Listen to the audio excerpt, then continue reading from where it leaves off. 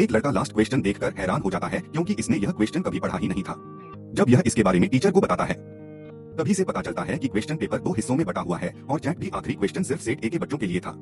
जैसे ही सभी बच्चों को इस बारे में पता चलता है सारे बच्चे घबरा जाते हैं क्योंकि अब चैटिंग करना नामुमकिन लग रहा था। उसी समय चैटिंग का प्लेन बनाने वाली मास्टरमाइंड एमिली ने इशारा किया कि उसके पास चैट ए का पेपर है। जिन बच्चों के पास भी सेटिंग का पेपर था उन्हें समझ आ जाती है कि एमिली के पास भी सेट किए का क्वेश्चन पेपर है। फिर एमिली अपनी उंगलियों को ऐसे ही लाना शुरू कर देती है जैसे वह कोई पियानो बजा रही हो।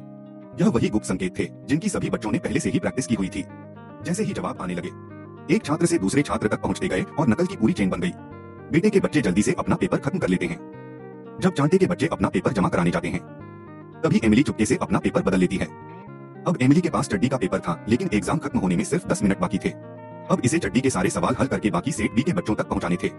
एमिली तेजी से क्वेश्चन हल करने लगती है और वही सेट बी के बच्चे बेचैनी से आंसर का इंतजार कर रहे थे। तभी कहते हैं एग्जाम खत्म होने में सिर्फ 5 मिनट बाकी है। किस्मत से मिली समय रहते ही सारे सवाल हल कर लेती है और उंगलियों से आंसर बच्चों को पास करने शुरू कर देती है।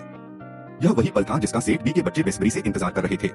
तभी टीचर बताते हैं अब सिर्फ 1 मिनट बाकी बचा है। बच्चे तेजी से आंसर लिख रहे थे। तभी टीचर चलते हुए आते हैं और एमिली के पेपर के ऊपर हाथ रखकर इसे कुछ भी करने से रोक देते हैं। लेकिन तब तक एमिली सारे सवाल बच्चों को पास कर चुकी थी। सभी बच्चे चैन की सांस लेते हैं। अब एमिली देश के सबसे मुश्किल एग्जाम में बच्चों को चीटिंग करवाने वालों